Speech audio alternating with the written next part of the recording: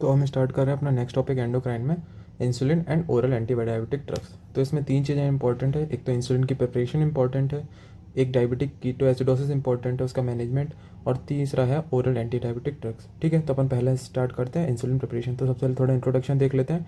Diabetes mellitus is a clinical syndrome characterized by hyperglycemia. ठीक है, diabetes mellitus बहुत अच्छे से पढ़ा है पैथो माइक्रो दोनों में। तो पैथो में अपन ने पूरी मैकेनिज्म देख रखी है, सब पता है अपन को। ठीक है, तो इसमें क्या होता है, इंसुलिन की डेफिशिएंसी हो जाती है ना, और उस वजह से हाइपरग्लाइसीमिया हो जाएगा। टाइप 1 टाइप 2 पता ही है ना। फिर उसमें देखो इंसुलिन में ये पूरा स्ट्रक्चर होता है, ए बी सी, तीन चेन होती है, तीन पेप्टाइड होता है। सी पेप्टाइड हट जाता है और ए और बी जो है डाइसल्फाइड बॉन्ड से जुड़ा हुआ रहता है। सी हटेगा तब एक्टिव फॉर्म में कन्वर्ट हो जाता है। ठीक है, फिर मैकेनिज्म ऐसा है कि अगर हाइपोग्लाइसेमिक हार्मोन जो होता है वो इंसुलिन है, जो कि ग्लूकोज का लेवल बढ़ा कम करता है ब्लड में। बाकी जो हाइपरग्लाइसेमिक है, जो ब्लड में हार्मोन बढ़ाएंगे, वो है अपने growth hormone, thyroxine, glucagon, corticosteroid, catecholamines. ठीक है, तो ये दोनों बैलेंस बना के रखेंगे। जब हाइपोग्लाइसीमिया होंगे तो ये ग्लूकागॉन हार्मोन, ये ग्रोथ हार्मोन, ग्लूकागॉन, ये सब एक्टिवेट हो जाएंगे। जब हाइपरग्लाइसीमिया होगी तो इंसुलिन एक्टिवेट हो जाएगी, वो बैलेंस बना के रखेगी। ठीक है, फिर एक्शन में क्या आता है, ब्लड ग्लूकोज बढ़ाने की कौन कौन सी चीज़ें हैं, हेपेटिक ग्लूकोजीनोलाइसिस, मतलब इंसुलिन का एक्शन किस पे होगा, ग्लाइकोजीनोलाइसिस, लीवर के अंदर ग्लाइकोजीनोलाइसिस को इनिबिट करेगा, ग्लूकोनियोजेनेसिस को इनिबिट करेगा, ग्लूकोज को कुल मिला के बढ़ने नहीं देगा ब्लड शुगर में, ब्लड में। ठीक है, फिर उसके बाद एलिमेंट्री एब्जॉर्प्शन ऑफ ग्लूकोज को भी कम करेगा, यहाँ से प्रोटीन सिंथेसिस बढ़ा देगा जिससे ग्लूकोज ज़्यादा टूटे, लाइपोजेनेसिस बढ़ा देगा, पेरिफेरल यूटिलाइजेशन ऑफ ग्लूकोज बढ़ा देगा इंसुलिन। ठीक है, तो कुल मिला के ब्लड ग्लूकोज लेवल इंसुलिन को कम करना है। ठीक है, फिर आता है iron preparation, insulin preparation. Insulin preparation में आता है कन्वेंशनल इंसुलिन प्रिपरेशन। ठीक है, कन्वेंशनल मतलब कि क्या होता है कि सीधे बीफ या पिग के सीधे उसके बॉडी से इंसुलिन निकाल के अपन इंजेक्ट कर देते हैं ह्यूमन में। ठीक है, तो उसमें बहुत ज़्यादा हाइपर सेंसिटिविटी रिएक्शन वगैरह हो जाती थी, क्योंकि बीफ और पिग में, जो बीफ और पिग हैं उसमें बहुत सारे प्रोटीन्स प्रेजेंट होते हैं जिससे अपन एलर्जी कॉज कर सकते हैं। ठीक है, फिर आते हैं ह्यूमन इंसुलिन। ह्यूमन इंसुलिन जो बनाई थी रिकॉम्बिनेंट डीएनए टेक्नोलॉजी से, इकोलाई बनाई थी, उसके एग्जाम्पल है रेगुलर और एनपीएच इंसुलिन। ठीक है, फिर आता है इंसुलिन एनालॉग। इंसुलिन एनालॉग क्या है कि ये भी रिकॉम्बिनेंट डीएनए टेक्नोलॉजी से बने हैं, पर इसका जो अमाइनो एसिड सीक्वेंस है ना, वो थोड़ा डिफरेंट है ना, एंडोजीनस इंसुलिन से। जो नॉर्मल इंसुलिन है उससे थोड़ा स्लाइटली डिफरेंट है इनका अमाइनो एसिड का सीक्वेंस। ठीक है, तो उससे अपन ने डिफरेंट क्यों किया, क्योंकि अपन उसमें एक्शन तो उसमें सेम रहता है, पर उसमें एल्टर्ड फार्माकोकाइनेटिक्स होती है। कुछ अपन ने ऐसे अमाइनो एसिड में चेंज कर दिया जिससे की वजह से उसका जो एक्शन है वो थोड़ा प्रोलॉन्ग हो गया या फिर बहुत स्लो हो गया। तो अपन ने या तो उसका एक्शन स्लो कर दिया है ना, और या तो एक्शन इसका अपन ने बढ़ा दिया है। ठीक है, तो ये था इंसुलिन एनालॉग। ठीक है, अब insulin preparation based on onset and duration of action. तो उसके एक्शन के बेस पे कितने देर तक एक्ट करता है उसके हिसाब से अपन डिवाइड किया है। ठीक है, तो इसकी जो टेबल है ना, ये अपन अच्छे से याद कर लेंगे, तो इसके अपन हर के बारे में, अगर रेगुलर इंसुलिन के बारे में अगर अलग से पूछा तो अपन उसके बारे में थोड़ा सा लिख सकेंगे, 3-4 पॉइंट इससे ही आ जाएंगे। ठीक है, तो इसमें 4 टाइप के होते हैं, rapid acting, short acting, intermediate acting, long acting. ठीक है, रैपिड एक्टिंग का एग्जांपल है लिस्प्रो और एस्पार। शॉर्ट एक्टिंग का है रेगुलर सॉल्युबल इंसुलिन। इंटरमीडिएट का है एनपीएच, और लॉन्ग एक्टिंग का है ग्लार्जीन और डिटेमिर। ठीक है, तो ये एग्जांपल के नाम याद करने सबके। तो रैपिड वाला जो है, इसका जो ऑनसेट मतलब काम जब शुरू करता है 15 मिनट में काम शुरू करता है। इसका पीक इफेक्ट आता है 1 से 1.5 घंटे में। ड्यूरेशन ऑफ एक्शन है 3 से 4 घंटे। ठीक है, तो ये ऑनसेट, पीक और ड्यूरेशन, ये तीनों चीज़ें याद कर ली, एक एक पॉइंट बन जाएंगे जब सब में लिखेंगे। तो शॉर्ट एक्टिंग में रेगुलर सॉल्युबल इंसुलिन आता है, तो इसका डबल कर देना, 15 का डबल आधा घंटे, आधा से 1 घंटा हो जाएगा। ठीक है, फिर इसका भी ये मान के चलो थोड़ा बढ़ा दिया, 1 से 2 यहाँ मान लो, तो 2 से 4 हो गया। ठीक है, 1 से 2 इसको मान लो और 2 से 4 ही होगा। ऐसे यहाँ पर 3 से 4 है, इसको भी डबल कर दिया, 6 से 8। ठीक है, एक्शन डबल कर दिया, हर चीज़ में डबल कर दिया। इंटरमीडिएट में भी देखो, यहाँ से आधे से 1 था, यहाँ 1 से 2 डबल कर दिया। यहाँ पर 2 से 3 है, तो लगभग मान लो कि 3 से 4 था, तो यहाँ 6 से 10 हो जाएगा, नहीं थोड़ा बढ़ा के डबल। फिर यहाँ भी डबल ही कर दिया, 10 से 20। ठीक है, फिर ग्लार्जीन और डिटेमिर में भी यहाँ 1 से 2 घंटे था, यहाँ से 2 से 4 घंटे ऑनसेट होने लग जाएगा। और peak effect in long acting वाले में नहीं आते हमें, मतलब ऐसे कोई पीक इफेक्ट नहीं आता, कांस्टेंट बना रहता है बेसल लेवल। ठीक है, और ड्यूरेशन ऑफ एक्शन 20 से 24 घंटे मैक्सिमम है ही, एक बार ही देते दिन में। ठीक है, तो ये टेबल थोड़ा याद कर लोगे ना तो सरल रहेगा। फिर आता है रैपिडली एक्टिंग में लिस्प्रो और एस्पार, अपन ने पढ़ा ही एस्पार। ठीक है, ये हेक्सामेर बनाने की टेंडेंसी इनमें रहती है, बाकी ये ऊपर पॉइंट पड़े थे ना ड्यूरेशन वाले, वो लिख देना। फिर शॉर्ट एक्टिंग में आता है रेगुलर सॉल्युबल इंसुलिन है। ठीक है, शॉर्ट एक्टिंग सॉल्युबल, और इसमें क्रिस्टलाइन जिंक इंसुलिन होता है। ठीक है, फॉर्म्स हेक्सामेर बनाते जिससे कि थोड़ा एक्शन का ड्यूरेशन बढ़ जाता है, कि धीरे धीरे एब्जॉर्ब होगा और धीरे धीरे एक्शन लाएगा। तो इसमें लिखा है कि after subcutaneous injection slowly absorbed, onset of action is within 30 minute और administered 30 to 45 minute before meals. 30 से 45 मिनट पहले देना है, 30 मिनट के अंदर एक्शन आता है। देखो अपन ने देखा था ना, 30 मिनट में एक्शन आ रहा था। ठीक है, हमारा नेक्स्ट आता है इंटरमीडिएट एक्टिंग। इंटरमीडिएट एक्टिंग में आता है एनपीएच, न्यूट्रल प्रोटामाइन हैगेट्रोन। ठीक है, ये इंटरमीडिएट एक्टिंग इंसुलिन है।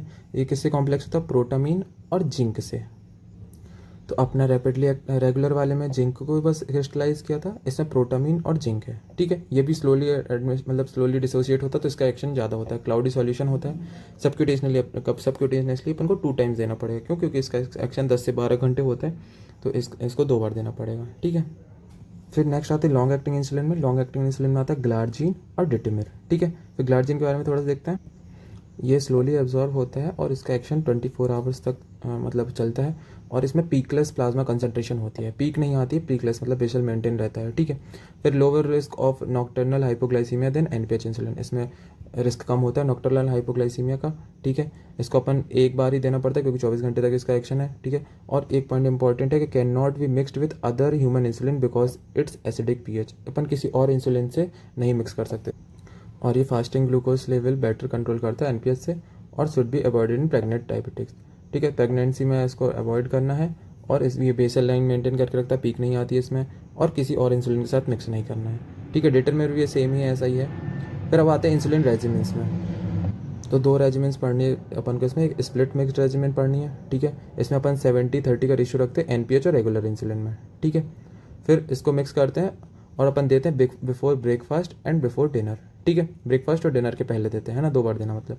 फिर एनपीएच जो है इंटरमीडिएट एक्टिंग है, और रेगुलर इंसुलिन के साथ मिला दिया, और उनको अपन सेम सिरिंज में मिला सकते हैं, ठीक है। सेम सिरिंज मिला के अपन उसको दे देंगे।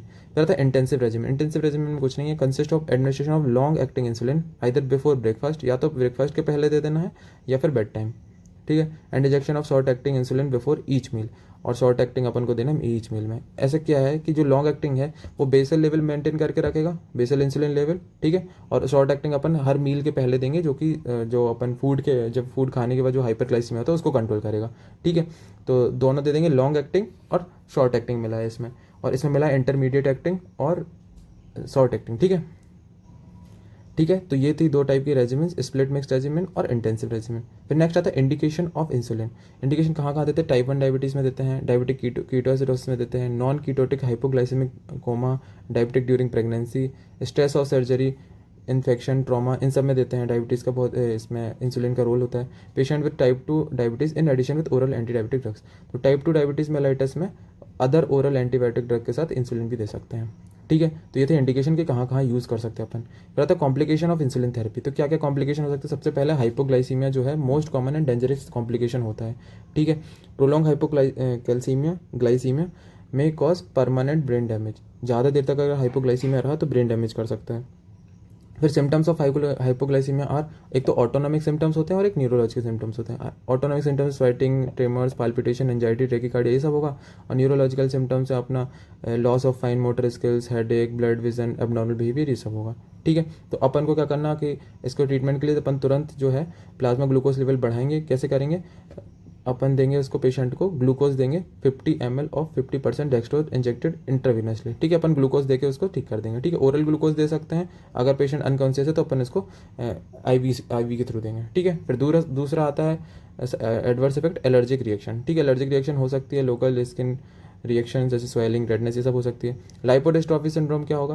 लाइपोडिस्ट्रॉफी मतलब कि जहाँ पर अपन जिस साइड पे इंजेक्शन लगा रहे हैं वहाँ पर एट्रोफी या पर हाइपरट्रॉफी हो जाएगी, ठीक है।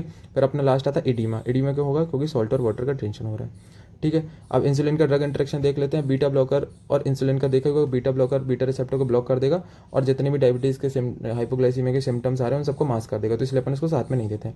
सैलिसिलेट और इंसुलिन में क्या है? Salicylate exert hypoglycaemia effect by increasing the sensitivity of pancreatic and beta cell to glucose and potentiating insulin secretion. तो ये क्या करता है? सैलिसिलेट सेंसिटिविटी बढ़ा देता है पैंक्रियाटिक सेल्स की और बीटा सेल्स की, मतलब जिससे कि क्या होगा कि ग्लूकोज जो है सेंसिटिविटी बढ़ जाएगी और इंसुलिन का सीक्रेशन बढ़ जाएगा, जिससे कि हाइपोग्लाइसीमिया हो सकती है। तो बहुत ज़्यादा रिस्क का काम है, तो इसलिए अपन इसको नहीं देते, ठीक है। तो ये थी इंसुलिन प्रिपरेशन। Thank you.